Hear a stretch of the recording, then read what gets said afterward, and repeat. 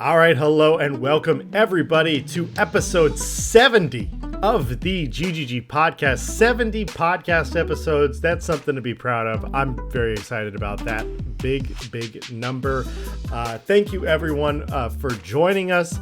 If you haven't already liked and subscribed to our YouTube channel, please give us a like and subscribe. We'd really appreciate it. And if you're listening to the audio only version on Apple Podcasts or Spotify, follow us over there as well. Joining me as always is my beloved co-host, Phil. Phil, did you have a... Ooh, wow. You gave me a little George Clooney there for a second.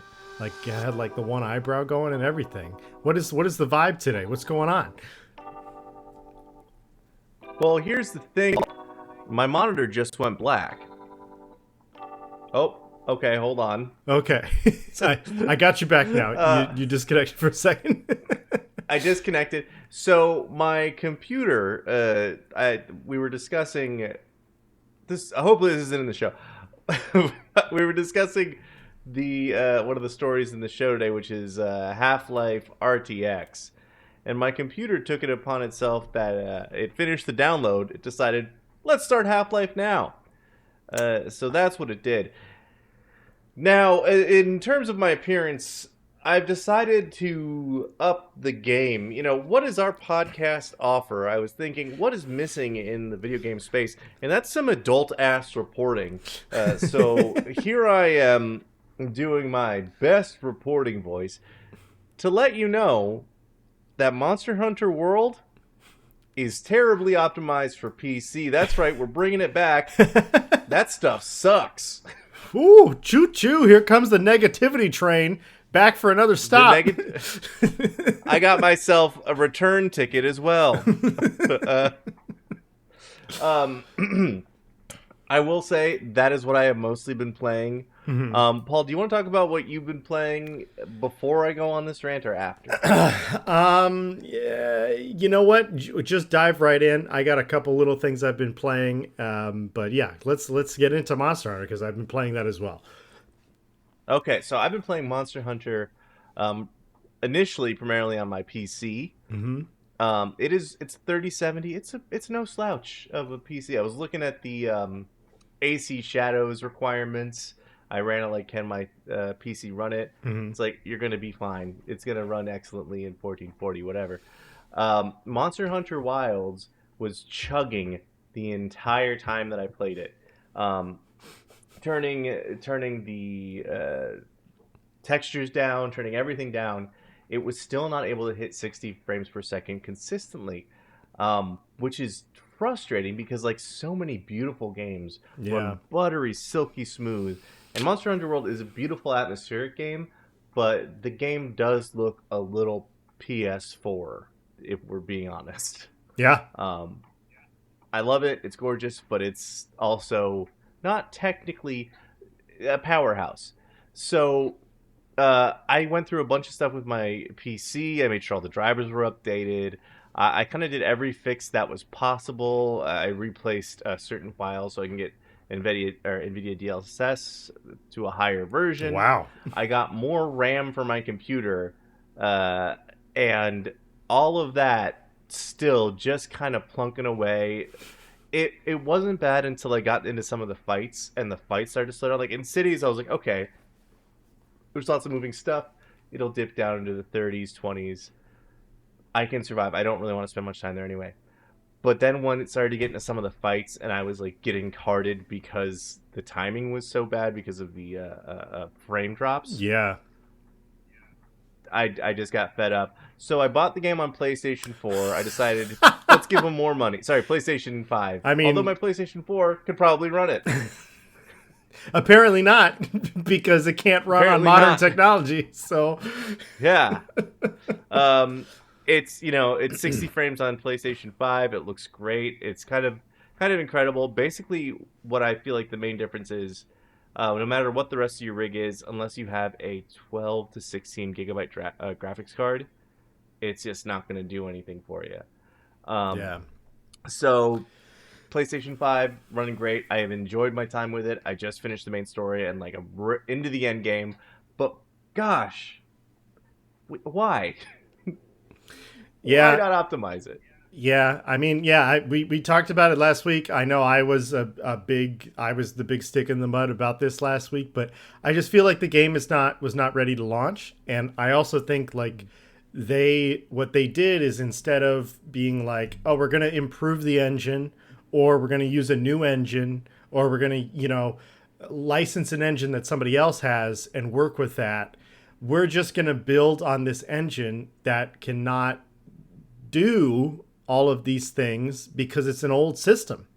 And so it's just like the game runs like garbage. And it's like that's I'm happy you bought it on PlayStation, but like that's the reason I bought it on PlayStation. And this always comes back to like the big debate of PC versus consoles. It's just, look, my gaming PC is way stronger than a PlayStation 5. Like, hands down. Of course it is. But it's, it's not, there's so many games that come out, especially Capcom games, that are not optimized for all of these different graphics cards.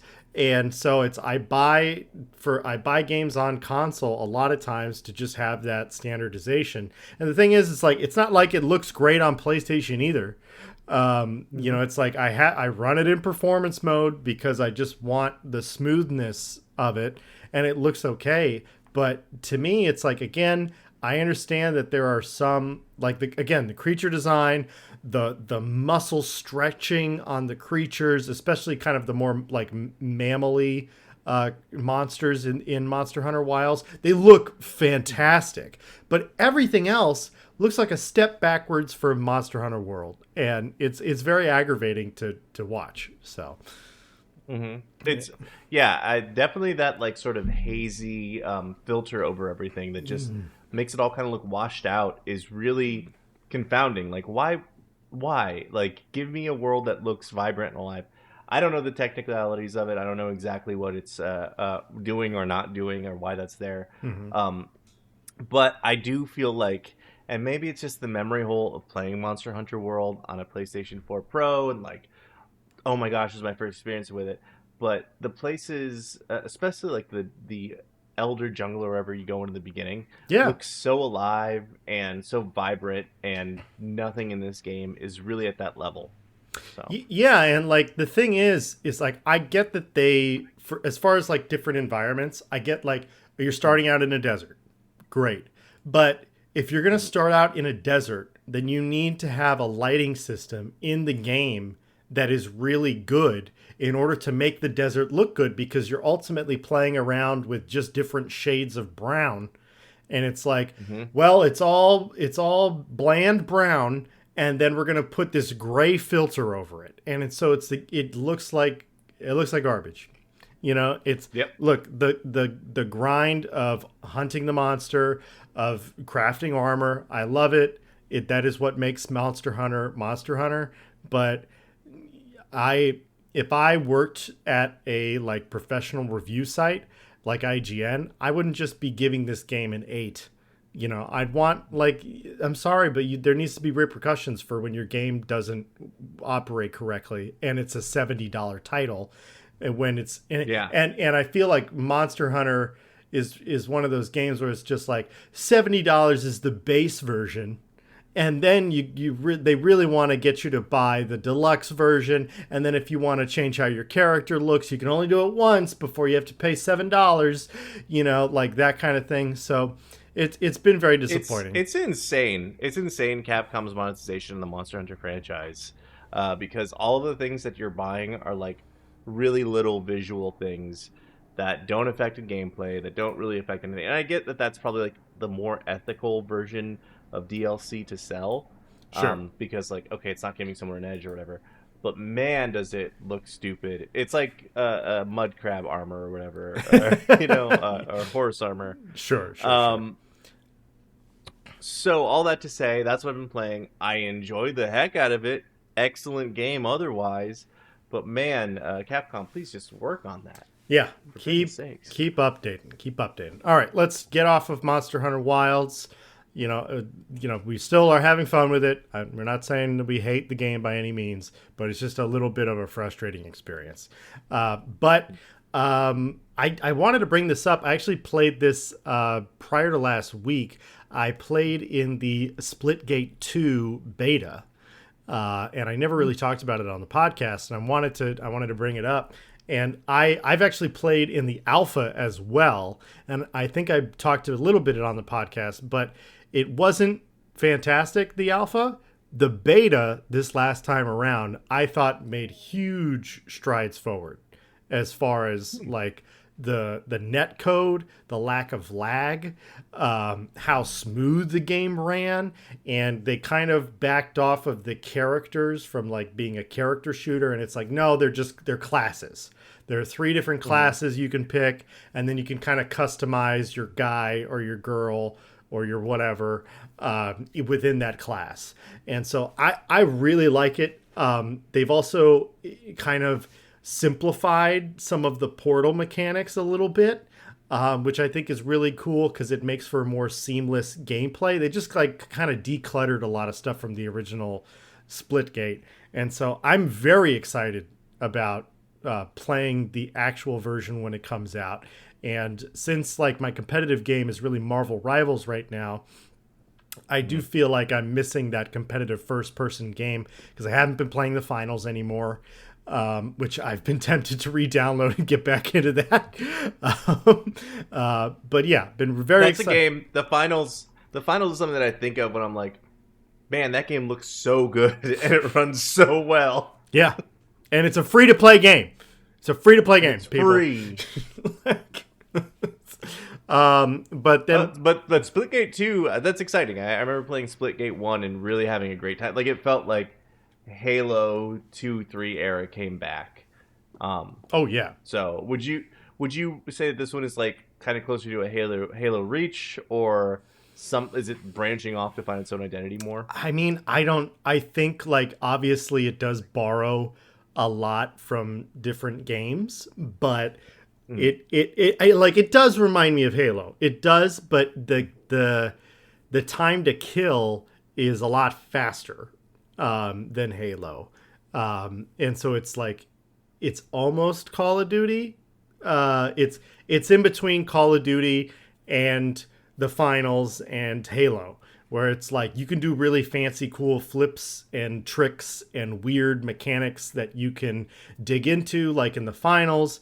It feels like Halo with the jumping, and you have like a short jetpack boost that you can use to like platform, but then the time to kill is fast enough that it's a twitch shooter like Call of Duty. And so it definitely borrows a lot, but I feel like it because it borrows things from so many different first-person shooters, it kind of finds its own identity, and obviously with the Portals thing, that helps it as well. So I'm very excited for that. I don't think we've gotten a firm release date on when the game is actually coming out, but yeah, super excited about sinking my teeth into the final product.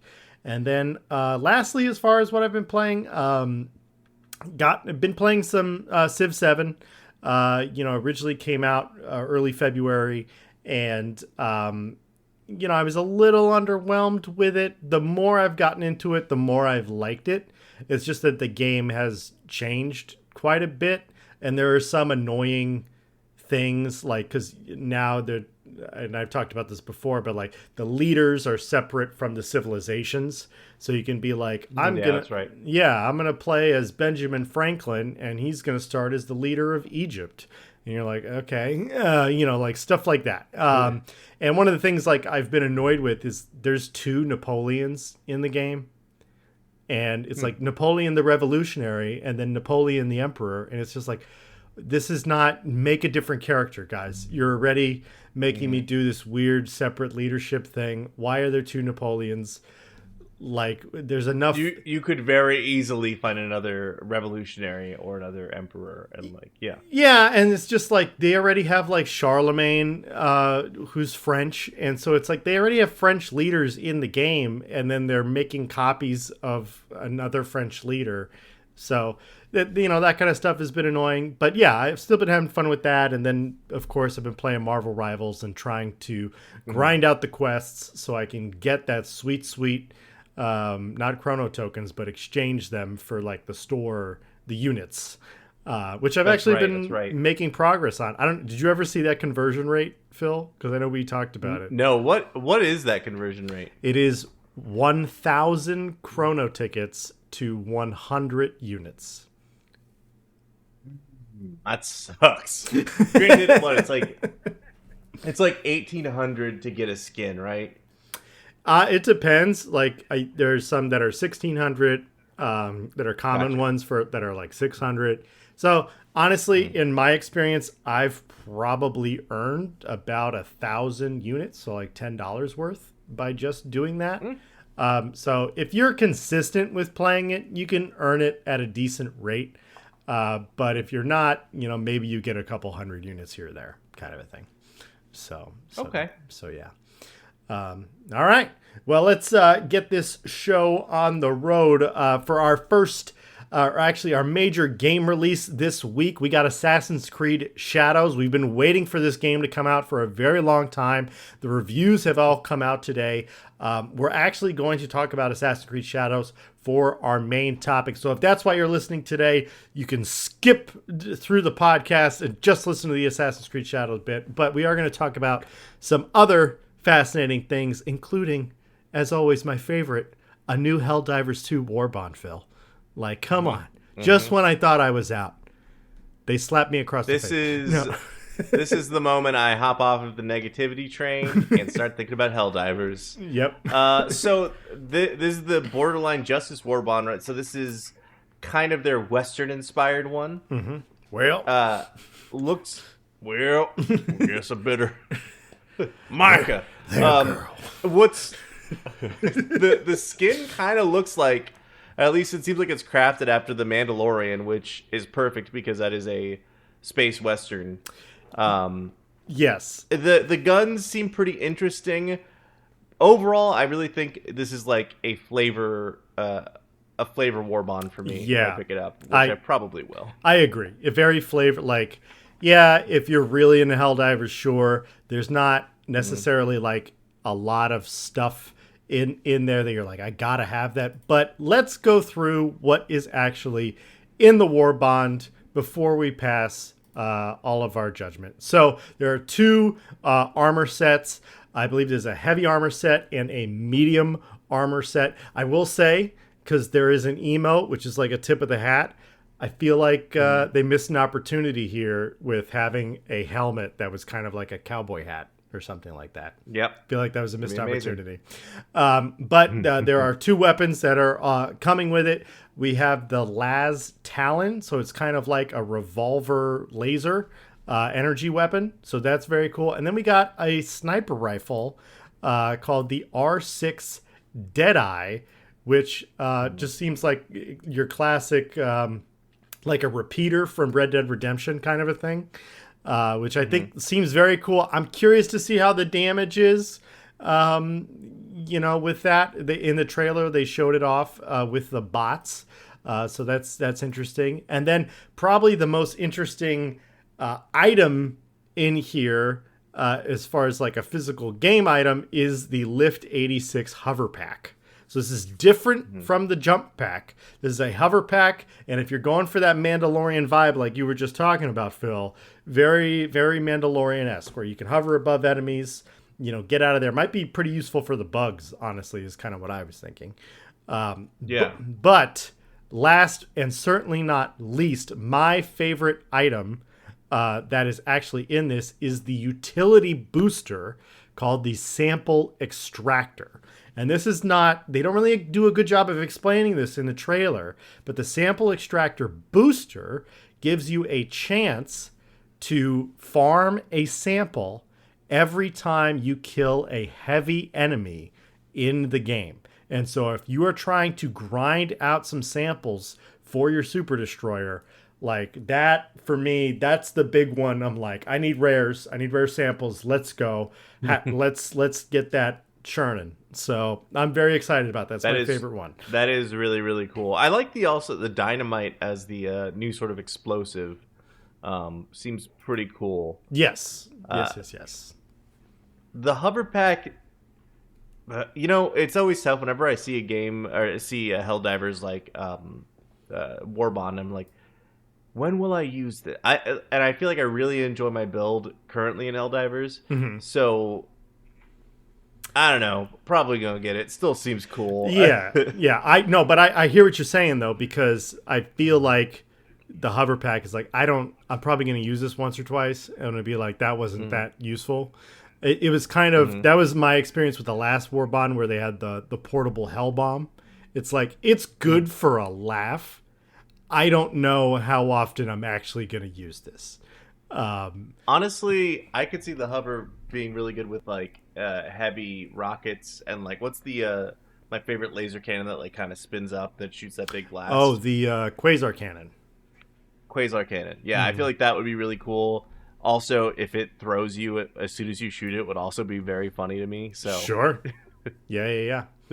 But I was also thinking it might be a good like because the Illuminate, they have those troops that also have like hover packs, and so like being able to get on their level or get up in their grill might be fun. I guess the big thing is like, can you move around while you're hovered, or is it like a stationary hover? I think that's going to be a big point of how useful the item actually is. So yeah.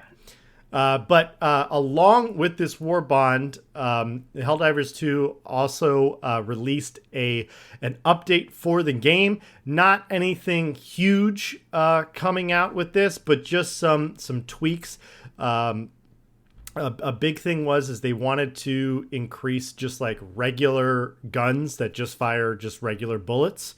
So like big changes for most of the assault rifles. They just up their damage a little bit. They were finding that most players are like, oh, I want the gun with the incendiary bullets because it does something extra. And because those work so well, people have gotten away from just like using the regular assault rifles. They've also buffed the Eruptor, which is the big explosive sniper rifle. So it does a little bit more damage. Like you can really like shoot a Hulk. Like if you're fighting the bots, you can just shoot him in the eye with one shot and he'll go down, which is awesome. So that's good to know. And then a couple of updates like rocket pods, like Eagle rocket pods. Because they kind of can be a little inaccurate, they've increased the rocket pods to 4 uses before you have to reload the Eagle. So that's kind of nice. And just little tweaks here and there like that. So I'm glad Helldivers is still chugging along. But yeah, I do think you are right, Phil. This is definitely like if you're into cowboys, this is the Warbond for you kind of a vibe. Yeah. Listen, I'm into it enough. Right on. All right, moving right along through the news.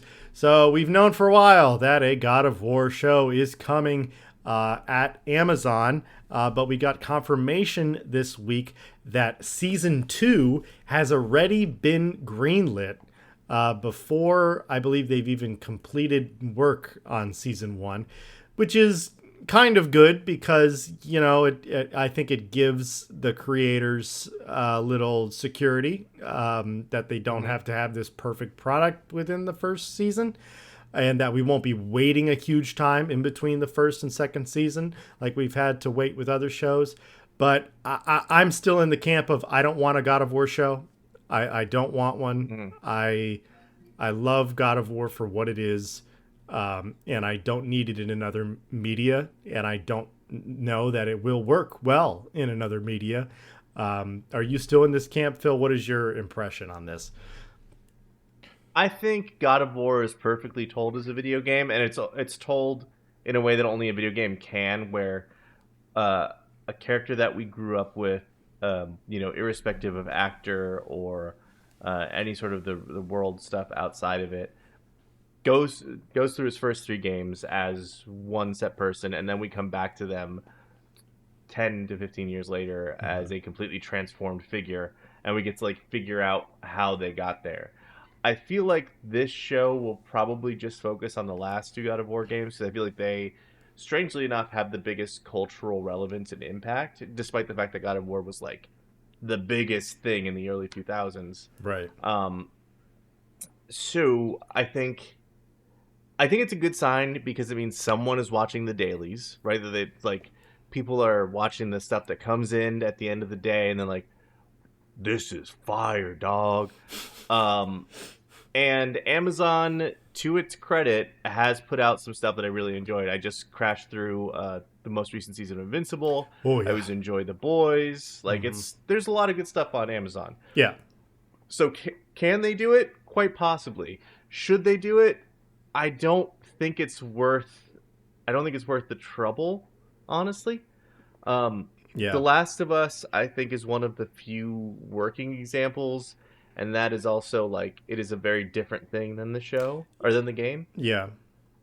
But I feel like The Last of Us, just as a game, has the narrative at the forefront of the game.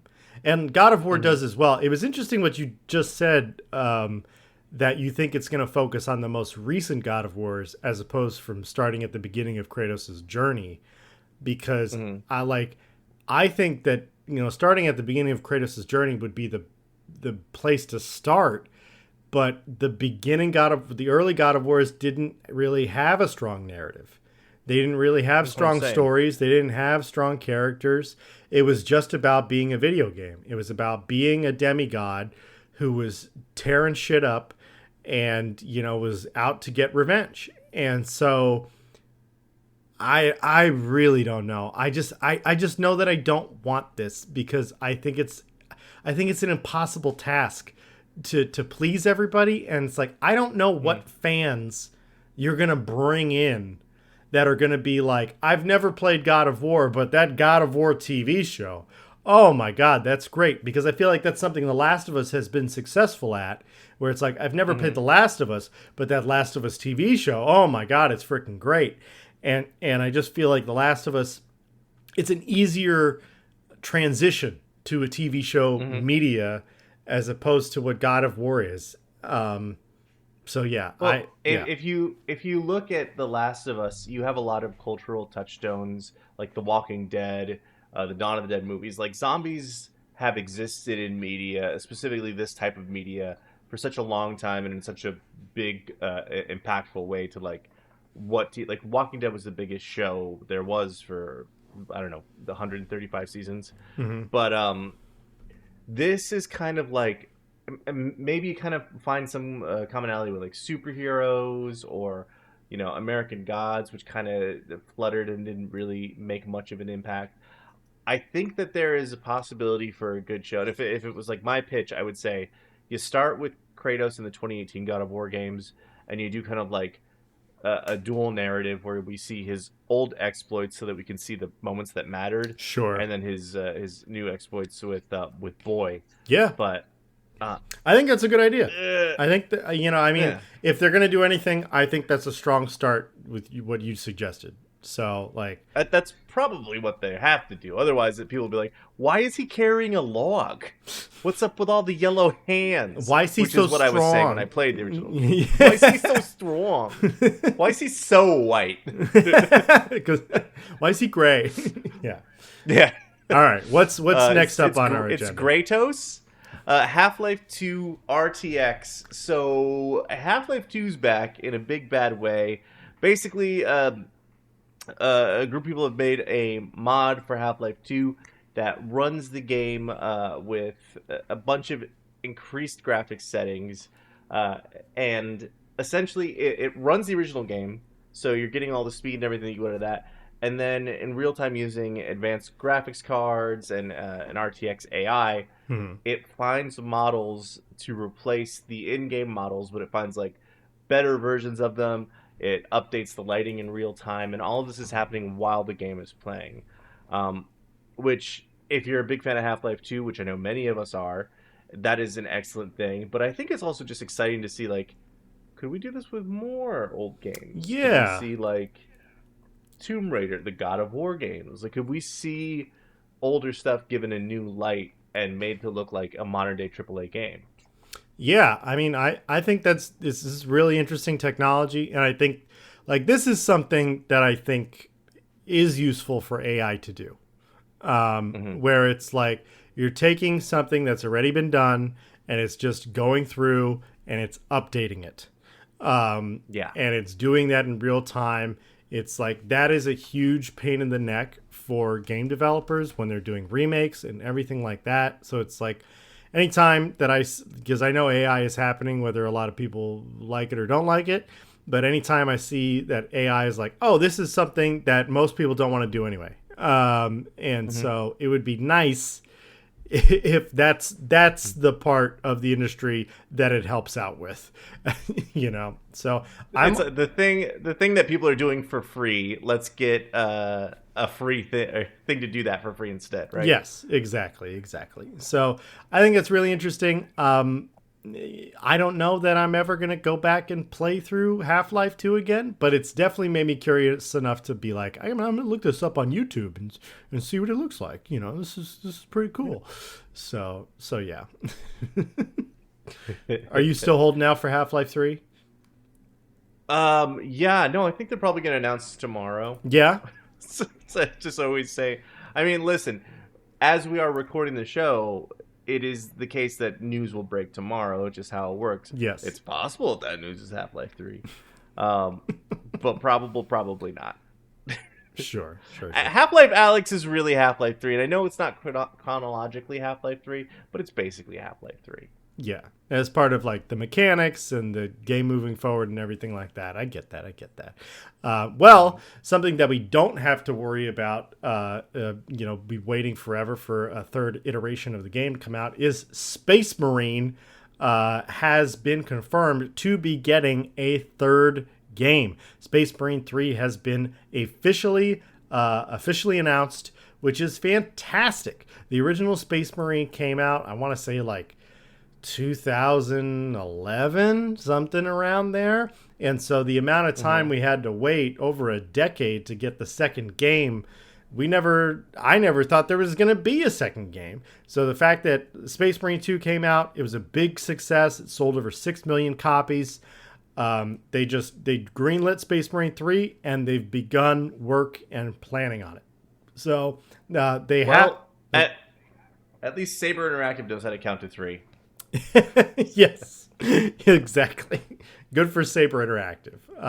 They have iterated, like they are still focused on making content for Space Marine 2, especially if you bought like the super deluxe editions and everything like that, with more content coming out. And there have been actually a couple of leaks regarding Space Marine 2, as far as them adding different Space Marine chapters, like the Space Wolves, Champions armor set, as well as I believe the Imperial Fists Champions armor set.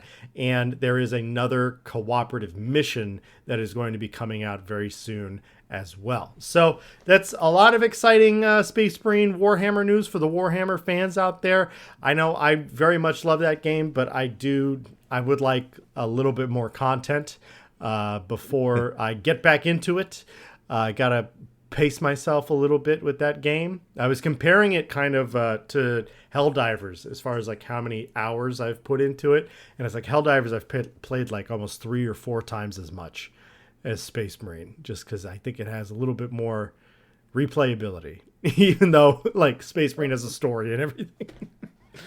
That's, it's I think both those games are just made better by getting to play with your friends, and any single player game we would not clock nearly as much. Sure. So I want to talk about this next story a little bit. Marvel Rivals ranked complaints are piling up. I was just talking to someone earlier today about Marvel Rivals. They were like, "Oh, do you play ranked?" And I was like, "Nah." You know what? I feel justified, because ranked. No offense to you who I've played ranked with, and many people have played ranked. Platinum. But full of toxic ding-dongs is what ranked is. Yeah. Awful. Yeah. I mean, but I was just going to say, like, I feel like there's toxic ding-dongs everywhere in that game. Sure. Like, I was playing Clone Rumble to do, like, the event quests, and people are, like, yelling at each other in Clone Rumble. And it's just like, calm down. We're all here just to complete a match so we get the tokens, so we can roll the dice for the event. Nobody cares if we're winning the game or not? That's not what this is about. We're in a match of all Spider-Mans versus all Moon Knights. What do you think is going to happen? It's going to be a disaster. Like, gonna be a nightmare. Yes. But with this, people have been complaining because of the ranked structure. A big thing that people have been referencing, especially streamers, they've been referencing the ranked distribution, where they're like, look at all these people in Bronze 3. It's like they're in Bronze 3 because they've either never played ranked or they've played it once and they never went back. And then people are also referencing like, well, the amount of people in silver, gold, platinum, and diamond, they're all pretty much the same, as opposed to like the majority of players being in gold, which is more like the medium ground of like the average ranked player. And they've been referencing because the numbers kind of lean in your favor if you play the game enough. Because of the Chrono Shield, if you lose a couple matches and you lose another one, it'll stop you from losing ranked points. And also the fact if you win a match, you'll get more ranked points than if you lose a match. I think this is intended by design by NetEase because they want people to stay playing ranked and they don't want people to feel bad and discouraged. So like, I don't really have a problem with it, but there are a lot of kind of elitist competitive gamers out there, the toxic ones that you're referencing, Phil, that are like, no, this is awful. I feel like I'm not a special boy. Why do I not feel like a special boy in Grandmaster? You know, and I don't look, guys, this is why they wanted to do the rank reset in the middle of the season. And they listened to you and they didn't do it, but this is why they wanted to do it. And now, like, we're going to have to wait like 2 or 3 more weeks till the next season is up, and then we can start these shenanigans all over again. Like, calm down, chill out, play another game, go play Helldivers for a little bit, have a good time, relax. There's so many other games. Yes, play Monster Hunter Wilds. Like, check out Assassin's Creed. Like, chill out, do something else. Sorry. I'm getting annoyed by this. I'm gonna be furious if I see another person has Grandmaster. It's I think that is the thing, is like there is a lot of ranks chasing, which I understand, like wanting to see yourself advance, wanting to see your abilities and all that stuff, or not even your abilities, just your name reflect that. And once everyone else gets there, maybe it feels a bit less special. But also, it's a free video game. You're playing with other people. We do a video game podcast. It's a video game. Go outside, touch grass. Go outside, ride bike fast. Go outside, learn to run good. Go outside, lift weight. Go outside, write book. You don't even have to go outside for that one. Yeah. Yeah, I think that's all there is to it. I'm just gonna bully gamers. Those hardcore sticks in the mud. Just chill out. Like that's all. That's all we're saying. So we get it. You've put a lot of time into the game, and you want to feel like you've earned your spot. And I get that. But you know, if you're in Grandmaster and you're complaining, like, I don't know what to tell you, man. Like it's. You know, like, get a team, make a team, get 5 of your friends if you have them, make a ranked team, and then you can get hardcore about it, and then you can complain. But yeah, don't complain when you're playing with randos and you can't get past Grandmaster. So, whatever. Anyway, all right, let's move on to our main topic this week, which, as I alluded to earlier, is Assassin's Creed Shadow, which comes out in 2 days. Today was the day that the reviews embargo lifted, and we actually get to see a lot of websites' impressions of the game. Pretty solid from what I've seen, Phil. I think its Metacritic is sitting at like an 82, and I think most major gaming sites are giving it an 8 out of 10. Have you been seeing similar things? Yeah, the fact, I think there's 81 reviews in right now. And let's see, 82 average, 85% recommend, out of 68 reviews. That's the number is. But yeah, a lot of 8s, a surprising amount of 9s. I watched a couple video reviews about it today, and I think it kind of proves the old adage to be true that a delay is always a good thing. It's always a good thing for the game. Mm-hmm. If this game launches, I think if this game launched is anything other than a technical triumph, it would have been lambasted forever. It's already got enough going against it, be it the online conversations around Yasuke or just Assassin's Creed over the past, I'd say, 5 to 6 years, kind of getting a little bit by the numbers. But according to all the reviews, pretty popular, pretty popular in terms of its advancements and things that it's doing to change up the gameplay. Cliff Notes version of what I've heard is that like stealth is back with Naue in a big way. Thank God. And combat's a little bit better. But yeah. Yeah, I'm very optimistic for this game. I've played the original. I've played pretty much all the Assassin's Creed games. Maybe there's one I missed out on. The one that when you play as the Templar, I didn't play. Me too. But I played every other one except for the side scrollers. Sure, yeah, the China one, the Chronicles, or you know what? I didn't play Syndicate. That's the one in London. I didn't finish that one. It's bad. It's not good. Yes, but I really vibed with Assassin's Creed when it was about being an assassin. So that's really something that I've been missing from the franchise for a while now. I'm not going to come out here and be like Assassin's Creed Valhalla was awful or Assassin's Creed Odyssey was awful or Origins or anything like that. It's just not my flavor of game because those kind of lean into this like action RPG, but we have the numbers like Borderlands, and so it's like I'm whacking a guy and he's got a health bar, and I get like, look, that's how a lot of games work. I get it. But for me, it's when I'm thinking of like a stealth game, and the reason I love Ghost of Tsushima so much is like no health bars.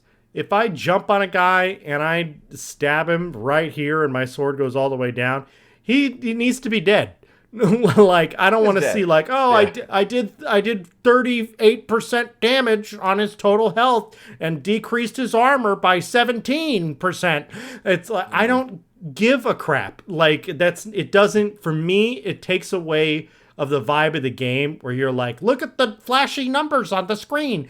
And I get, again, like people are really into that. Like look at Monster Hunter. Like that is exactly what Monster Hunter is. And there's a bunch of numbers that are not on the screen that don't even make any sense when you get into those game systems, especially with the wound mechanics, which I think I'll talk to you about later. But I mean, even that game does a better job of like you see the result of what you see. Like yes, you see the monster's tail fall off. You see stuff going on. In some of the old Assassin's Creed games, it was just like hit. Okay, this person's dead now because you did 100. I think specifically Odyssey was one of the ones that just really felt like it turned into a slog. Yes. In terms of combat and everything, you know? Yeah, and like for me, again, like I get that certain people are into that type of combat where it's not like Elden Ring or anything like that, but it's kind of more in that style of I lock onto my opponent and I'm doing like the boss fight, business, and that's fine, but it's just not why I have played Assassin's Creed. So I think that they're doing an interesting compromise here with this game where Yasuke is that new age Assassin's Creed action RPG numbers gameplay, but we're bringing back in the stealth combat with the I keep forgetting the female character's name in the game. I believe it's pronounced Naue. Naue, yeah. So it's I'm honestly probably gonna like playing as Naue better, because that's just the gameplay that I gravitate towards more. But from everything that the reviews have been saying, very few bugs. And then also a big complaint, and this is something that IGN talked about quite a bit, is that they have decluttered the map of senseless crap that you have to go collect or do. It's just like, if you want to go explore this area, there's a thing over there, you can go explore, and that's cool. But it's not like this laundry list of things like when you open up your average Assassin's Creed map where you're like, how am I ever going to get any of this done?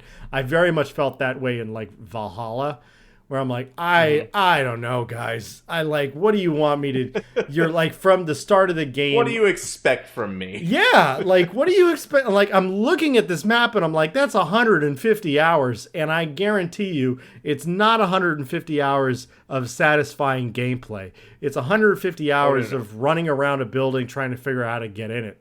So yeah. I was gonna say there is a mission in that game that I can pinpoint as the moment that I was like, I'm not playing this anymore. Where I was running around a building trying to find out how to get into it just to get some key or some stupid door open, and I was like, this was fun. We're good. We're done. Yeah. And, So I'm glad that they peeled that gameplay back. That's awesome. And it seems like one of the new things that I'm pretty excited about in the last, like, I'd say 4 or 5 Assassin's Creed games, you typically have an eagle that sees things for you and like can mark enemies on the map. And now they have this, I think, focus mode system where you go up to a high point. You find points of interest, kind of like a synchronization. I believe, I might not be right, and we'll address this next week if I'm not, but I believe now it has the ability to tag people and then track them, so that's more conducive to her stealth stuff.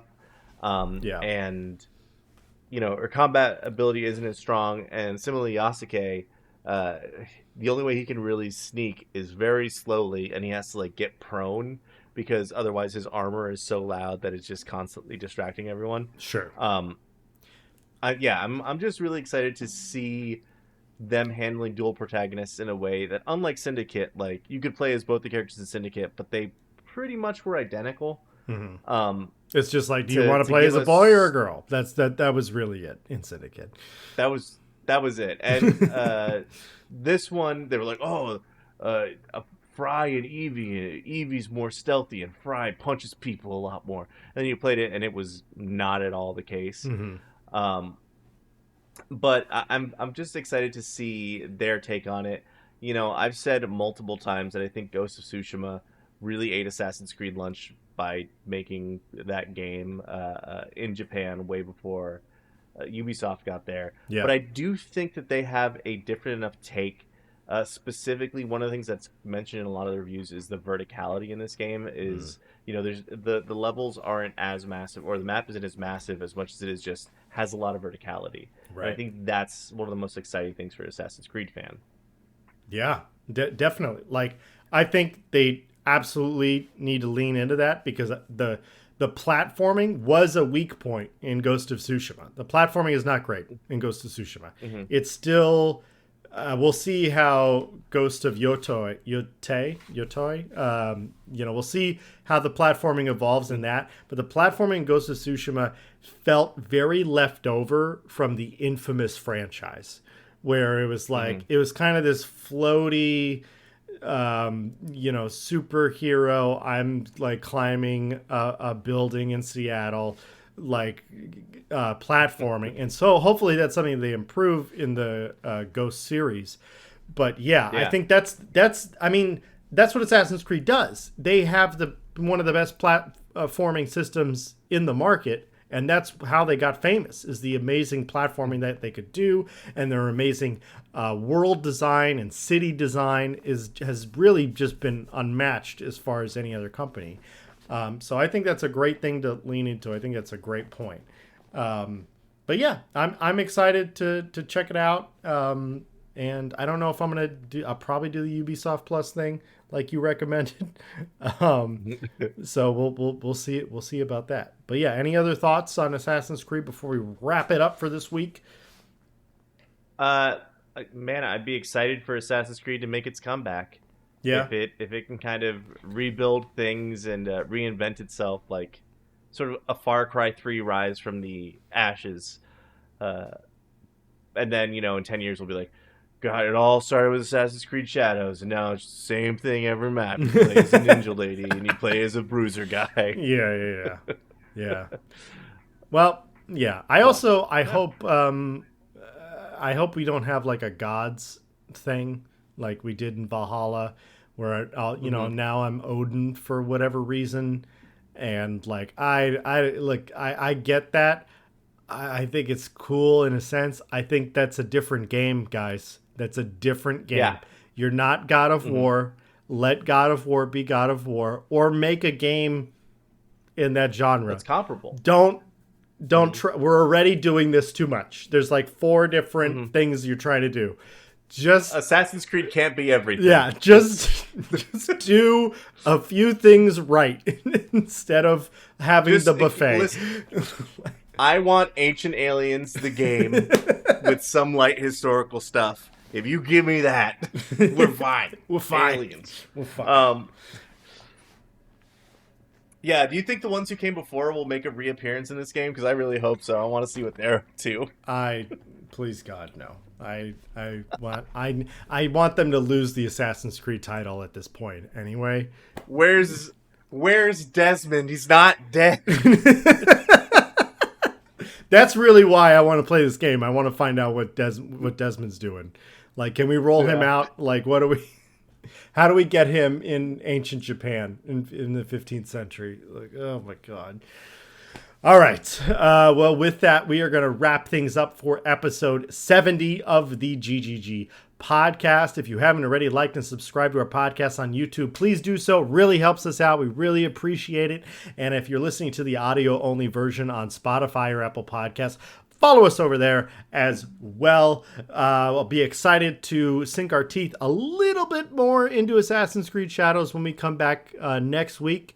And we're almost through March now. We are trugging along. That's not a word, but you know what I meant. Trugging is pretty good, though. Trugging, yeah. That's the new word.